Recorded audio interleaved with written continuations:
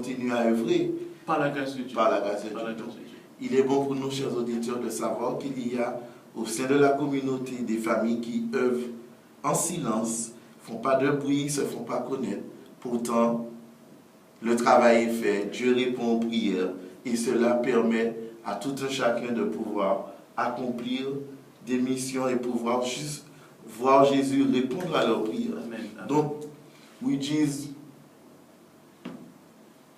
depuis comment ça se passe au sein de la communauté aux Antilles, comment vous avez été accueillis dans la communauté, est-ce qu'il y a une différence entre la ferveur chrétienne en Haïti, la ferveur chrétienne en Martinique, comment ça se passe? Ça se passe très très bien. Comme je vous ai dit, quand Dieu t'a choisi, il prépare pour toi le chemin. Donc Dieu m'a permis de rencontrer des personnes très bien, des personnes qui m'encouragent, qui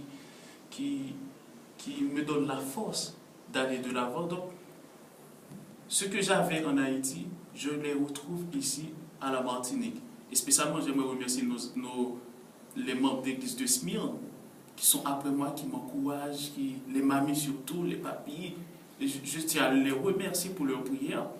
Et aussi, je dis Dieu merci.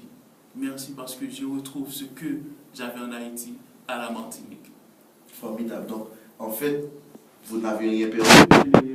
Au contraire, vous avez gagné. Par la grâce de Dieu. Formidable. Amen. Donc, avec Dieu, on gagne tout le temps. Toujours. Formidable. Toujours. Maintenant, en tant que jeune, qu'est-ce que vous pouvez lancer comme appel, comme message aux jeunes de la Martinique, de la communauté? Ce que je peux dire aux jeunes, mais j'aimerais aussi parler aux parents parce que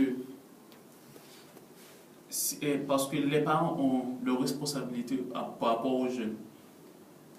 Comme je viens de lire le texte dans Proverbe 22, verset 6, qui dit si les parents ont mis les bonnes bases, donc Dieu fera le reste. Dieu va pouvoir aider ses enfants, ses jeunes à grandir comme il le veut. Comme je vous ai dit, si mes parents m'avaient laissé à la maison, donc aujourd'hui je ne pense pas déjà être cette personne que je suis aujourd'hui.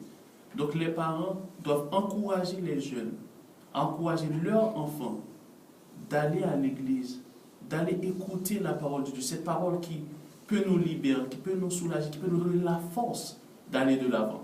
Et j'aimerais dire aux jeunes, peu importe que vous n'avez pas eu un parent qui vous donne une éducation spirituelle, mais il ne faut pas lâcher la main de Dieu. Dieu aime ses enfants et il a un plan pour ses enfants.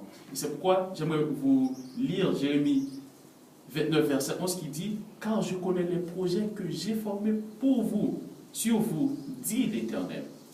Projets de paix et non de malheur. Afin de quoi? Afin de vous donner un avenir et de l'espérance. » Donc, lorsqu'on est connecté à Dieu, lorsqu'on a cette relation avec Dieu, on sera toujours gagnant. Formidable. Et c'est pourquoi aujourd'hui je suis gagnant. Ok. Alors, nous avons cette tradition ici à Radio Espérance, dans la rubrique portrait, c'est de permettre à 2 ou 3 auditeurs d'appeler pour encourager l'invité du jour. Donc, nous donnons l'opportunité à 1 ou 2 auditeurs grand maximum, d'appeler tout de suite